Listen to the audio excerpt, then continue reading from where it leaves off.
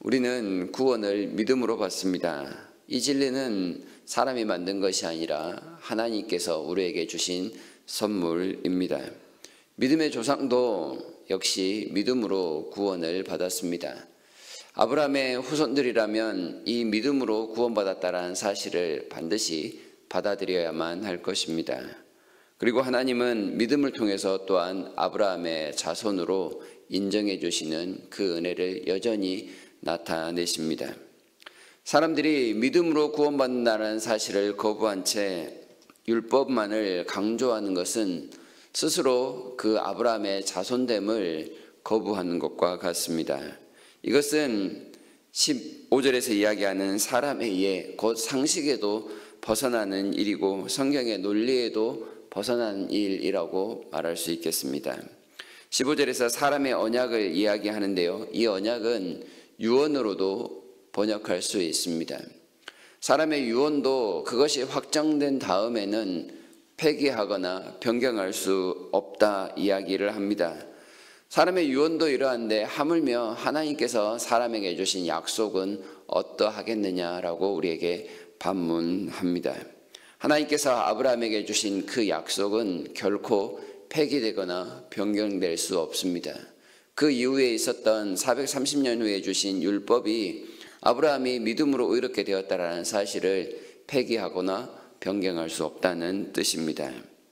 율법은 이미 구원받은 이스라엘 백성에게 준 것입니다. 구원받으려 온 이방인들에게 준 것이 아님을 우리가 기억해야겠습니다. 구원받은 사람으로서 합당하게 살기 위하여 도움을 주는 것이 율법이지 구원을 받기 위한 조건을 제시하기 위해서 율법을 주신 것이 아닙니다.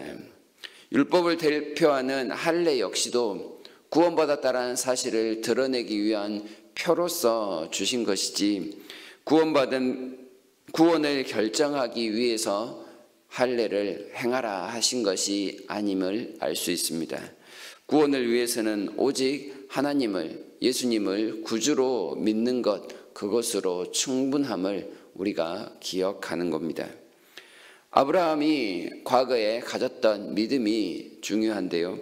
아브라함은 하나님께 약속을 받으면서 곧장 그리스도를 바라보고 믿었다. 그렇게 사도 바울은 논증하고 있습니다.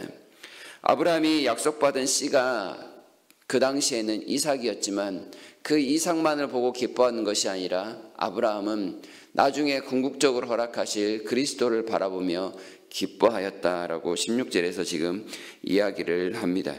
창세기 22장 17절에 아브라함에게 내가 내게 큰 복을 주고 내 씨가 크게 번성하여 하늘의 별과 같고 바닷가의 모래와 같게 하리니 내 씨가 그 대적의 성문을 차지하리라 하였을 때 이 씨가 예수 그리스도를 가리킨다라고 할 수가 있는 것입니다. 하나님께서 우리에게 주신 이 놀라운 약속들을 통해서 말씀하시는 내용은 요한복음 5장, 요한복음 8장, 잠시만요. 요한복음 8장 56절에 이렇게 되어 있습니다. 너희 조상 아브라함은 나의 때 볼 것을 즐거워하다가 보고 기뻐하였다라고 말씀을 합니다. 요한복음이 증명하듯이 아브라함은 그 약속을 받을 때 하나님께로부터 구원자 그리스도를 보는 그 믿음이 있었음을 분명히 알 수 있습니다.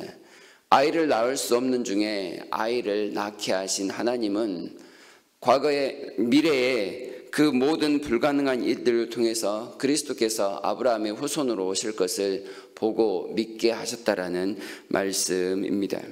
하나님의 약속인 그리스도를 통해 아브라함은 먼저 기뻐하고 즐거워하고 하나님의 그 모든 것을 환영하였다. 우리가 이것을 믿음으로 받아들입니다. 그러니 율법이 아브라함의 믿음을 폐기할 수 없습니다. 18절에서는 아브라함이 받은 유업을 이야기하는데 아브라함이 약속으로 받은 것은 자손만이 아니라 또한 땅이었습니다. 가나안 땅을 1차적으로는 가리키지만 궁극적으로는 그 가나안 땅이 하나님의 나라가 될 것을 이야기하는 내용입니다. 아브라함이 땅을 약속받았지만 그 땅은 자기가 살고 있는 땅이 아니었다라는 말씀인데요. 히브리서 11장 13절 14절을 보게 되면 이 믿음으로 살았던 아브라함에게 이렇게 표현을 합니다. 이 사람들은 다 믿음을 따라 죽었으며 약속을 받지 못하였으되 그것들을 멀리서 보고 환영하며 또 땅에서는 외국인과 나그네임을 증언하였으니 그들이 이같이 말하는 것은 자기들이 본향 찾는 자임을 나타냄이라. 하나님께서 약속하신 가나안 땅에 살고 있었음에도 그들은 나그네와 이방인으로 살았었다, 외국인으로 살았었다 말씀을 하면서 또한 본향을 찾아가는 자들이었다 이렇게 표현을 합니다. 가나안이 아브라함에게 온전한 땅이 아니었다라는 말씀입니다. 하나님이 약속하신 땅이었음에도 불구하고 가나안이 약속하신 본래 땅이 아니라 하나님 나라가 그들에게 땅이었음을 믿고 살아가는 것이 아브라함이 가르쳐준 믿음이라는 겁니다. 이 땅에 속한 자가 아니라 하나님께 속한 사람으로서 하늘만을 바라보며 살아갔던 사람이 바로 아브라함입니다. 율법을 시행하면서 사는 모습이 아니라 하나님을 믿는 믿음으로 하나님 뜻대로 살기 위하여 수고하였던 아브라함의 믿음을 닮아가는 것이 오늘날에도 중요합니다. 믿음으로 하나님의 약속들을 온전히 받아들이며 세상에서 나그네로 살아가는 것을 결코 두려워하지 않았던 사람, 그래서 위의 것을 생각하고 땅의 것을 생각하지 않았던 사람이 바로 아브라함이며 그가 보여준 믿음입니다. 오늘날에도 믿음을 따라 구원을 받았다면 율법과 같은 눈에 보이는 것들을 따라 살아가는 것이 아니라 이 땅에서 나그네로 살지라도 하나님을 쫓아가며 하나님 나라를 향하여 걸음걸음을 인도받는 것이 중요함을 우리가 생각하는 겁니다. 믿음으로 구원받는 귀한 가치를 버리고 율법의 증표인 할례를 따르는 것, 그것은 하나님 나라를 포기하는 것과 같다는 그런 논리입니다.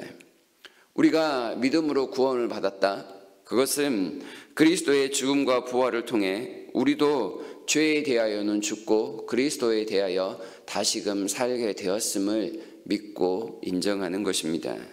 죄에 대하여 죽은 사람들은 율법을 이행할 의무가 없습니다. 대신 율법을 온전히 성취하신 그리스도와 더불어 살아가야 합니다. 율법을 닮아가는 사람이 아니라 오히려 그리스도를 닮아가는 사람인 것이지요. 오직 그래서 의인이 믿음으로 말미암아 산다는 것은 이런 의미가 됩니다. 믿음으로 구원받은 백성은 물질적인 풍요함과 상관없이 주님과 동행하는 복을 누려야 마땅합니다. 하나님 나라의 상속자로서 세상을 살기에 세상에서 나그네로서의 삶도 마다하지 않는 것입니다.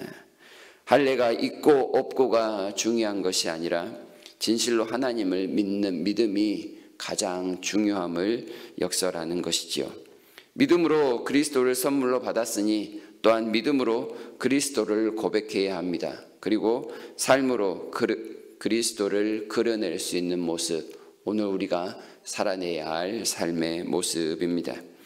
일반적인 사람이 생각하는 수준에서 성도다운 거룩함이란 믿음으로 거룩해지는 것이지 율법으로 행위로 거룩해지지 않는 것을 다시금 기억하면서 우리를 오직 믿음으로만 의롭다 하신 그 하나님의 은혜에 감사했으면 좋겠습니다. 그리고 주님 한 분만으로만 여전히 만족하는 삶을 살아가시는 우리 모두가 되시기를 진심으로 바랍니다.